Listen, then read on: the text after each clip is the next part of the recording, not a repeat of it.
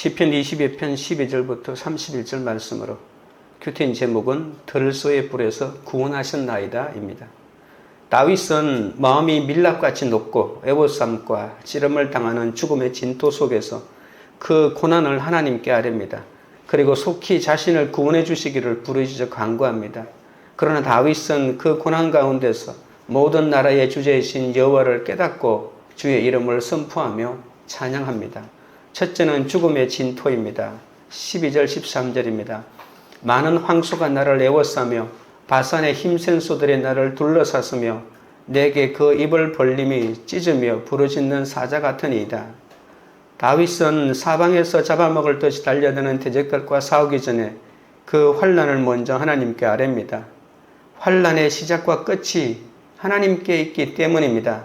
대적들이 황소와 개처럼 부르짖을 때도 하나님을 신뢰하며 그분의 도우심을 구하는 것이 진정한 승리의 비결입니다. 다윗은 원수들을 짐승에 비교함으로 강력하고 비인도적인 존재라고 탄식합니다. 먼저 황소들이 다윗을 에워쌉니다. 그들은 바산의 힘센 소들입니다. 바산은 모든 것이 더 크고 더 잘 자라는 곳이라고 하는 상징적인 의미가 있죠. 물론 황소가 실제로 그 자리에 있지는 않았지만 다윗이 원수들을 황소라고 부르는 것은 그들이 힘세고 잔인하며 무감각하고 위험하다는 것을 말합니다. 둘러싸다는 말은 그들이 의기양양하게 다윗을 포위했다는 말이죠. 이 강력한 원수들이 다윗을 에워싸므로 자신들이 다윗을 이겼다고 생각합니다. 그 다음에 원수들은 사자에 비유됩니다. 실제 사자가 아니라 사자같이 강력한 원수들이라는 그런 뜻이죠. 사자 같은 원수들은 다윗을 향해 입을 벌려 물어 뜯으려고 부르짖습니다. 그들은 힘이 얼마나 센지 다윗을 잡고 없애버릴 준비가 되어 있습니다. 다윗의 대적들은 힘센 소들처럼 그를 에워싸며 부르짖는 사자같이 중상모략과 비방을 쏟아냅니다. 부르짖다라고 하는 말은 다윗이 하나님께 부르짖어 기도할 때 사용된 단어와 같습니다. 사자가 나를 죽이려고 부르짖으니 나는 살려달라고 하나님께 부르짖어 기도할 수밖에 없습니다. 사자는 나를 죽이려고, 사탄은 나를 죽이려고 삼키고 부르짖고 있는데 나도 그와 똑같은, 그보다 더 강력하게 하나님께 부르짖어야 되는데 오히려 기도하지 못하고 있으니 우리는 그 사자에게 질 수밖에 없는 것이거든요. 14절부터 15절입니다. 나는 물같이 쏟아졌으며 내 모든 뼈는 어그러졌으며 내 마음은 밀랍 같아서 내 속에서 녹았으며 내 힘이 말라 질그릇 조각 같고 내 혀가 입천장에 붙었나이다. 주께서 또 나를 죽음의 진토 속에 두셨나이다. 다윗은 자신의 육체의 연약함을 고백합니다. 그리고 자신의 영혼마저 쇠하여 가고 있음을 말합니다. 다윗의 강력한 고난들은 약간 과장법이 사용되긴 했지만 우리 삶 가운데에서 볼 수 있는 그런 고난이기도 합니다. 나는 물같이 쏟아졌다라고 하는 말은 자신이 연약해진 상태를 말하는 것이죠. 이것은 나는 에너지가 완전히 고갈되었다. 기가 완전히 빠져버렸다. 그렇게 말할 수 있습니다. 마치 텅 빈 그릇과 같다는 말입니다. 그리고 자신의 모든 뼈가 어그러졌다고 합니다. 그가 얼마나 고통으로 괴로웠는지 자신의 모든 뼈가 분리된 것 같다고 하는 느낌이죠. 다윗의 영의 상태는 또한 어떨까요? 살려는 의지와 또 원수에 맞서서 싸우려는 의지가 완전히 사라졌다는 겁니다. 그래서 그의 마음은 밀랍처럼 녹아내렸다는 거죠. 다윗에게 열광하며 사울이 죽인 자는 천천히요 다윗은 만만이로다 라고 외쳤던 백성도 사울 편에 서서 다윗을 적대시하자 다윗의 마음은 밀랍같이 녹았던 것입니다. 여기서 마음은 이 다윗의 영의 상태와 의지의 상태를 말하는 겁니다. 그것이 녹았다는 것은 열기나 압력으로 우리가 촛농이 녹듯이 원수들의 공격으로 다윗의 영혼 자체가 거의 녹아버렸다는 그런 뜻입니다. 다윗은 싸우려고 하는 의지가 하나도 남아있지 않았습니다. 다윗은 또한 바짝 마르고 시들어버린 자신의 메마르고 약해진 상태를 질그릇 조각처럼 말라버렸다고 합니다. 오래되고 메마른 화분을 생각하시면 됩니다. 다윗은 활력과 생명력이 완전히 말라버렸습니다. 습기라고는 전혀 없습니다. 날이 갈수록 에너지가 쇠하여 갑니다. 다윗의 입도 말라서 혀가 입천장에 붙어버렸습니다. 다윗은 마침내 하나님이 자신을 이 죽음의 진토에 두셨다고 말합니다. 이 말은 자신을 구원해 주지 않고 무덤 안에 던져 버리신 분이 바로 하나님이시라는 그런 뜻이죠. 죽음의 진토는 바로 무덤 속에서 사람이 썩어가고 있는 그 상태를 말하는 거잖아요. 미완료 시제를 사용하고 있기 때문에 자신을 계속해서 무덤 속에 있는 시신과 같은 상황이라고, 그 상황이 계속된다는 것을 말하고 있습니다. 자신의 온 존재가 메마르고 쇠약해져 이제 무덤 속에 있는 썩어가는 흙이 되어버렸다는 그런 뜻입니다. 예수님은 악인들이 그를 둘러싸고 조롱하는 동안 십자가에서 고난을 받으셨지 않습니까? 하지만 궁극적으로 메시아를 무덤에 두신 것은 원수들이 아니라 바로 하나님 아버지시죠. 원수들이 예수님을 죽이려고 했는데 하나님이 그것을 막아낼 힘이 없어서 자신의 독생자가 죽은 것이 아니라 하나님이 그 아들 예수 그리스도를 십자가에 죽이시려고 작정하신 것이죠. 예수님은 하나님의 뜻을 이루기 위해서 죽음을 겪고 계신다는 그런 뜻입니다. 우리가 지금 죽음의 진토 속에 있는 것은 하나님이 우리를 지킬 힘이 없기 때문에 우리가 죽음의 진토 속에서 고난을 당하는 것이 아니라 그것이 하나님의 뜻이니까 그것을 빨리 깨달아야 되는 것이죠. 16절부터 18절입니다. 개들이 나를 애워쌌으며 악한 무리가 나를 둘러 내 수족을 찔렀나이다. 내가 내 모든 뼈를 셀 수 있나이다. 그들이 나를 주목하여 보고 내 겉옷을 나누며 속옷을 제비 뽑나이다.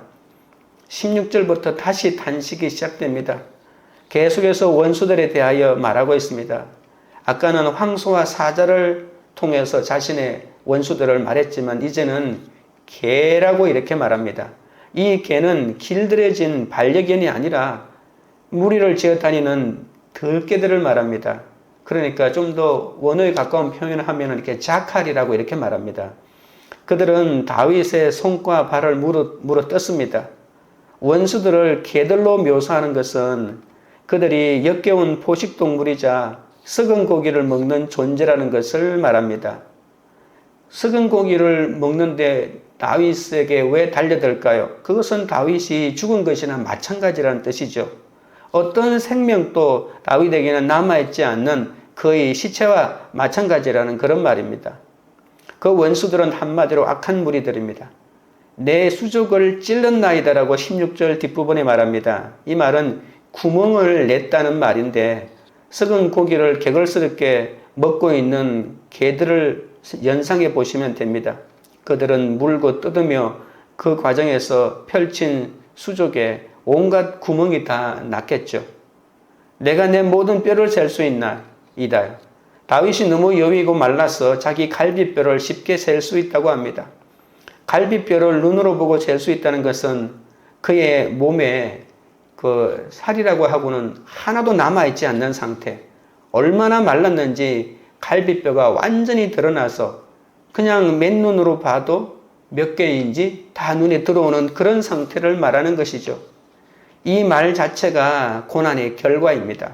다윗은 사람들이 자신을 바라보며 조롱하고 있다고 말하는 것이죠. 그뿐만 아니라 마지막이자 가장 큰 모욕을 견뎌야 하는데 그것은 바로 18절에 자신의 겉옷을 벗겨서 나누어 가지고 있는 상태를 말하는 것이죠. 여러분, 사람이 가지고 있는 마지막 소유가 바로 옷입니다. 모든 것을 다 잃어버려도 마지막까지 그리고 걸치고 있는 것은 자신의 옷 아닙니까?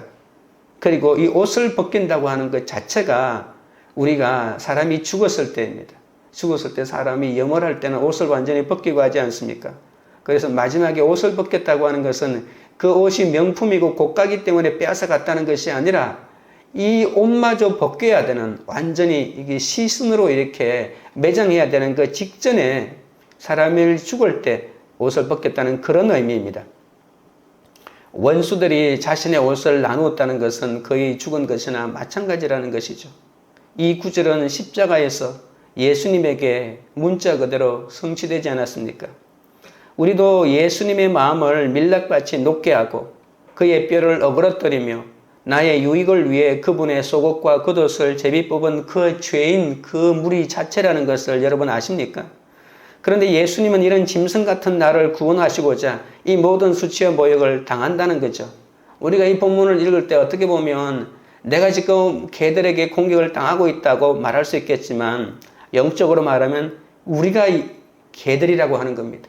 우리가 예수님에게 달려들어서 그 수치와 모욕을 마지막 남아있는 옷마저도 빼앗아버린 그 죄인이 바로 나 자신이라고도 묵상할 수 있습니다. 그러므로 우리는 나를 죽음의 진토 속에 두신 것 같은 고난이 왔을 때 오히려 내 죄를 깨닫고 회개하여 죄사함을 받아야 하는 것이죠. 하나님께 나의 모든 죄를 아뢰고 나의 십자가를 지고 가야 한다는 말입니다. 19절부터 21절입니다. 여호와여 멀리하지 마옵소서. 나의 힘이시여 속히 나를 도우소서.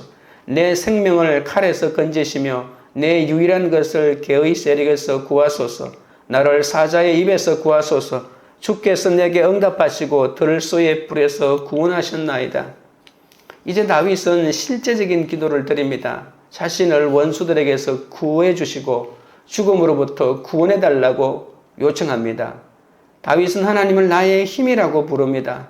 하나님은 다윗에게 힘을 주시는 분이십니다. 그리고 다윗은 자신이 거의 죽을 지경에 있으니 속히 구원해 달라고 다시 한번 간절히 요청합니다. 다윗은 구원을 요구하면서 칼, 개의 손, 사자의 입, 들소의 뿔이라고 자신들을 공격하는 원수들에 대해서 이렇게 또한 다시 한 번 더 상징적으로 표현합니다. 하나님과 멀어지게 하는 것은 고난과 비천한 환경이 아니라 더러운 개와 무서운 사자와 찌르는 칼 같은 내 속의 죄입니다. 그래서 나를 멀리하지 마옵소서라는 다윗의 간구는 바로 자신의 죄를 사해 주시기를 하나님께 간구하는 것과 같다는 것입니다. 사방으로 우겨쌈을 당하고 박해를 받고 거꾸로짐을 당하는 고난에서도 우리가 망하지 않고 버림받지 않는 이유가 무엇일까요? 죄인된 우리 대신 예수님이 그 고난을 친히 당하셨기 때문 아닙니까? 바벨론의 긴 포로 생활에서 돌아온 백성은 예수님만이 자신들을 도울 수 있는 분임을 알게 되었습니다.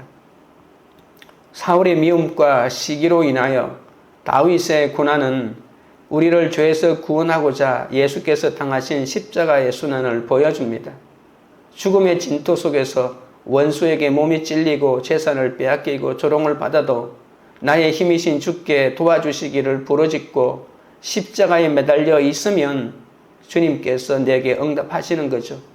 내가 예수와 함께 죽으면 하나님이 나를 예수와 함께 살리시고 들소의 뿔에서 구원하십니다. 적용 질문 드립니다. 황소와 사자와 개들처럼 나를 애워싸면서 부르짖고 찌르는 무리가 있습니까? 죽음의 진토 속에 두셨어도 남을 나의 힘으로, 하나님을 나의 힘으로 삼고 십자가의 끝까지 매달려 있습니까? 둘째는 선포와 찬송입니다. 22절부터 23절입니다. 내가 주의 이름을 형제에게 선포하고 회중 가운데에서 주를 찬송하리이다. 여호와를 두려워하는 너희여 그를 찬송할지어다. 야곱의 모든 자손이여 그에게 영광을 돌릴지어다. 너희 이스라엘 모든 자손이여 그를 경외할지어다. 죽음의 진토 속에 있던 다윗은 여호와께서 자신을 멀리하지 않으시고 들소의 뿔에서 구원하실 것을 믿음으로 바라봅니다. 주께서 다윗에게 응답해 주신 구원의 약속이 확실하기 때문에 다윗은 회중 가운데 주의 이름을 형제에게 선포하고 공동체 가운데 주를 찬송하겠다고 약속하고 있는 것이죠. 모든 환난 가운데서 하나님이 버리신 것처럼 보였지만 하나님은 다윗의 기도에 응답하사 사망에서 구원하셨습니다. 구원받은 다윗은 성소에서 하나님을 찬양합니다. 찬양은 기도의 완승입니다. 그래서 찬양은 너무나도 자연스러운 반응이죠. 내가 죽음의 진토 속에 있어도 말씀으로 주님의 응답을 받고 구원의 기쁨을 누리면 이 믿음의 형제들에게 주의 이름을 선포하고 공동체에서 주를 찬송하게 된다는 것입니다. 다윗은 주의 이름을 선포하겠다고 했는데 주의 이름이 바로 뭡니까? 그것은 하나님의 성품, 하나님의 속성들이 완전하다는 것을 말하는 것이겠죠. 하나님이 어떤 분이신지, 자신의 기도에 하나님의 성품이 어떻게 드러내셨는지 일일이 증언하겠다는 그런 말입니다. 하나님은 사랑이 많으시고 오래 참으시고 자비하시고 이런 여러 가지 하나님의 성품이 있잖아요. 이 성품이 진짜다. 나는 전혀 그 성품이 나의 고난 가운데서 발현되지 않을 줄 알았는데 내가 기다리고 성리를 얻고 보니 하나님의 이 모든 성품은 진짜라고 그 하나님의 성품을 찬양하면서 이스라엘 백성들에게 그 하나님을 증언하고 높이고 있다는 사실이죠. 찬양은 혼자만의 것이 아니기 때문에 다윗은 회중들에게 함께 이 찬양에 참여하라고 명령합니다. 다윗은 시편 2편에서 여호와를 두려워하는 모든 사람에게 그분을 찬송하라고 말하지 않습니까? 그들은 여호와를 기꺼이 찬송하는 언약의 백성이기 때문입니다. 24절입니다. 그는 공고한 자의 공고를 멸시하거나 싫어하지 아니하시며 그의 얼굴을 그에게서 숨기지 아니하시고 그가 부르짖을 때에 들으셨도다. 다윗은 하나님이 괴로움 가운데 있던 그를 결국 버리지 않으셨다고 고백합니다. 하나님은 공고한 자를 멸시하지 않고 싫어하지 않으신다는 거죠. 하나님이 그를 소중히 여기고 영광스럽게 구원하셨습니다. 한때는 하나님이 다윗과 다윗의 공고함을 멸시하는 것처럼 보였습니다. 아니 내가 이 지경에서 이렇게 기도하고 부르짖는데 하나님은 어쩌면 한마디 말씀도 하지 않고 나에게 어떤 삶의 변화도 보이지 않느냐고 이렇게 말하고 싶을 때가 한두 번이 아니었겠죠. 그러나 다윗은 끝까지 포기하지 않고 기다리면서 기도한 결과 하나님은 다윗을 구원하셨습니다. 그의 얼굴을 그에게서 숨기지 아니하시고 그가 부르짖을 때에 들으셨도다. 하나님이 그저 들으신 것만이 아니라 듣고만 계신 것이 아니라 결국 그의 기도에 응답하셔서 구원을 이루어 주셨습니다. 하나님은 어떨 때는 얼굴을 숨기시는 것처럼 느껴질 때가 있지만 끝까지 얼굴을 숨기시는 분이 아니십니다. 대적에게 찔리고 빼앗기고 구경거리가 되었던 내 고난이 지체들을 일깨우고 공동체를 살리는 약재료가 된다는 것입니다. 내가 고난에 당하자마자 하나님이 살려주시면 내가 그 고난을 견뎌내면서 내가 가지고 있는 그 귀한 간증을 할 기회가 없다는 것이죠. 왜 약재료라고 했습니까? 약이라고 하는 것은 오래되어야 합니다. 홍삼을 만들 때도 6년근이고 산삼 같은 것은 오래될수록 그 약효가 있지 않습니까? 금방 딴 열매가 무슨 약효가 있습니까? 말리고 그래서 약을 만들어내는 것이지 않습니까? 약재료입니다. 시간이 필요합니다. 인내가 필요합니다. 그래서 하나님이 나를 말리시고 나를 그늘에 두시고 나를 흙 속에 묻어둘 때가 있는 것이죠. 주님의 사랑을 확실히 경험하기 때문에 공고한 자를 체휼하고 그 부르짖음을 반드시 듣게 된다는 사실을 명심해야 합니다. 적용 질문 드립니다. 고난 가운데 경험한 주님의 응답과 구원의 약속을 공동체에서 나눕니까? 나의 약재료를 가지고 찾아가서 부르짖음을 들어주며 주께서 인도해야 할 공고한 자는 누구입니까? 셋째는 모든 나라의 예배입니다. 25절 26절입니다. 큰 회중 가운데에서 나의 찬송은 주께로부터 온 것이니 주를 경외하는 자 앞에서 나의 서원을 갚으리이다. 겸손한 자는 먹고 배부를 것이며 여호와를 찾는 자는 그를 찬송할 것이라. 너희 마음은 영원히 살지어다. 악한 무리의 공격에 물같이 쏟아졌던 다윗은 주님께로부터 온 구원을 온 회중 가운데에서 찬송하고 있습니다. 왕의 신하와 사위에서 도망자와 유랑자 신세가 된 다윗은 여호와를 찾지 않으면 살 수 없는 겸손한 환경에 처하게 되는 것이죠. 여러분, 다윗은 왕의 신임받는 최고의 신하였고 또 왕의 딸과 결혼한 사위이기도 했습니다. 그 충망받던 그 젊은 왕족이 이렇게 유랑자 신세가 되었는데 어떻게 그 배신감에 그냥 살 수가 있겠습니까? 하나님을 찾지 못하면 살 수가 없는 것이죠. 다윗은 기도가 응답되면 회중 가운데서 내가 여호와를 찬송을 드리겠다고 서원을 했습니다. 그런데 이제 그 서원을 지키고 갖고 있는 것이죠. 기도 응답은 반드시 이 공적인 찬송으로 이어져야 하는 것이죠. 하나님이 찬송을 받으시면 어떤 일이 벌어지냐고요? 왜 찬송을 해야 되냐고요? 그 찬송을 받으면 다른 사람들이 세워진다는 것입니다. 우리가 왜 간증을 듣습니까? 다른 사람이 경험한 하나님도 그것을 듣고 있는 자에게는 큰 은혜가 된다는 것입니다. 내가 경험해야만이 하나님을 경험하는 것이 아닙니다. 다른 사람이 경험한 것도 큰 은혜가 되는 것이죠. 그것도 내가 지금 당하고 있는 사건과 비슷한 상황에서 당하는 사람의 그 하나님의 인도하심과 구원의 역사는 바로 내가 찬송할 그 하나님과도 연결된다는 것이죠. 내가 고난 가운데서 인내하여 나를 도우신 하나님을 찬양하면 하나님의 사람들이 세워진다는 것입니다. 그 말을 듣고 힘을 얻고 용기를 얻고 믿음을 회복할 사람들이 세워진다는 말입니다. 이 찬송은 화목제와 함께 드려야 한다고 말합니다. 왜 화목제를 드려야 할까요? 다른 제사는 제사를 드리는 사람이 먹을 것이 없습니다. 함께 제사를 드리는 사람들이 먹을 것이 없다는 말입니다. 그런데 화목제는 먹을 것이 있는 제사입니다. 다른 제사는 식사를 함께 할 수 없지만 화목제는 실제로 식사를 함께 나누는 제사이기 때문에 화목제를 드리는 것이죠. 짐승을 단에서 굽는 동안 그것을 가져온 사람은 단 옆에 서서 같이 온 사람들에게 하나님이 무슨 일을 하셨는지를 말합니다. 그 다음에 모든 사람이 그 고기를 또한 먹습니다. 화목제는 성소에서 먹을 수 있는 유일한 제사이기 때문에 이렇게 함께 온 사람들하고 나눌 수 있는 것이 있다는 것이죠. 그들이 이렇게 음식을 먹는 것은 하나님이 다윗을 축복해 주셨기 때문 아닙니까? 형 에스를 속여서 장자권을 빼앗은 야곱은 욕심이 많고 여자를 좋아하고 자식을 편애하기까지 했죠. 우리도 죄 많고 연약한 야곱의 자손 아닙니까?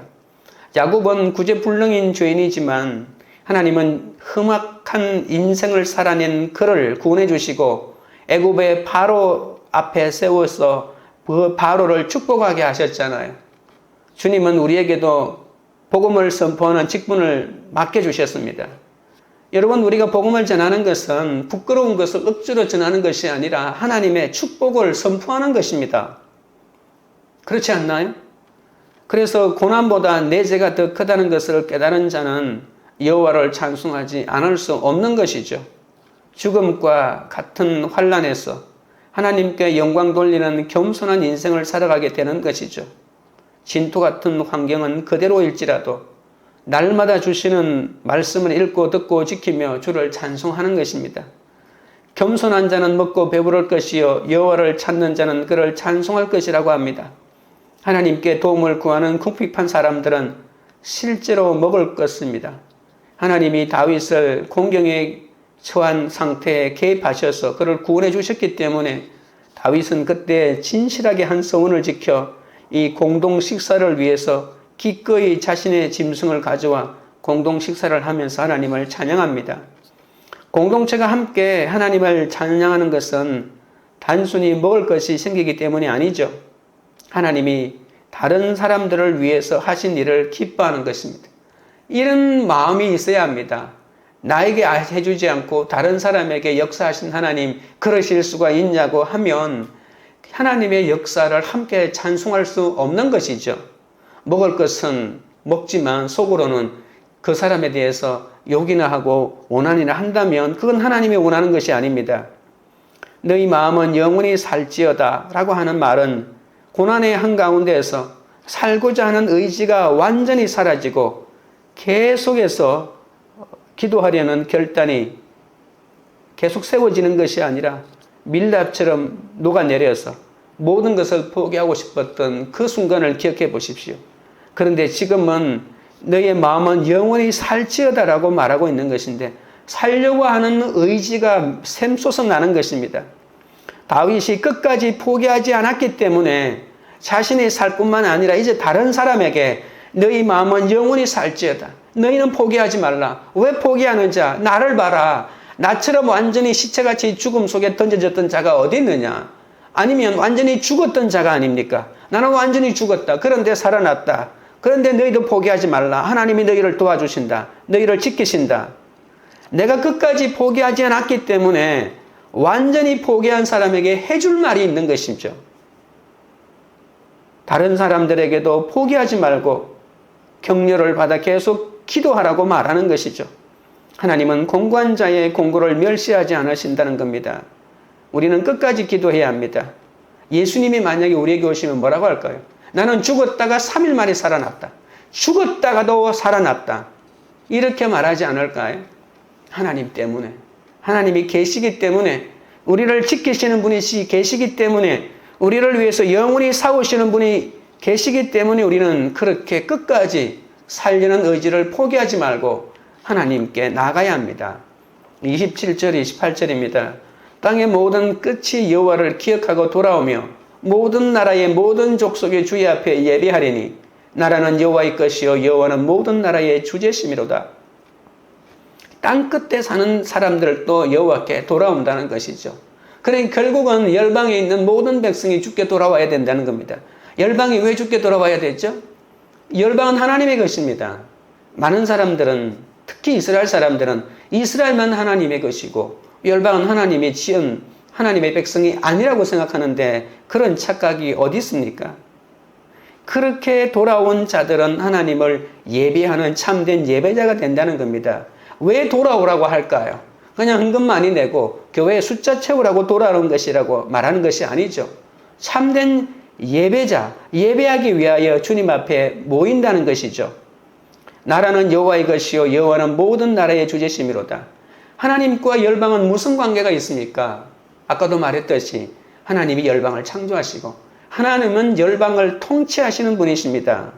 원수들이 다윗을 죽이지 못하도록 하나님이 막아주실 때 세상의 모든 족속이 하나님이야말로 영원한 세상의 통치자다.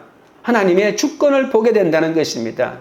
하나님은 온 땅을 주권으로 다시 다스리는 통치자입니다. 내가 질병에 걸려 죽었을 때도 그 질병을 뚫고 하나님이 구원해 주신 것을 내가 간증할 때 듣는 사람들은 하나님은 질병마저도 통치하시는 분이시는구나.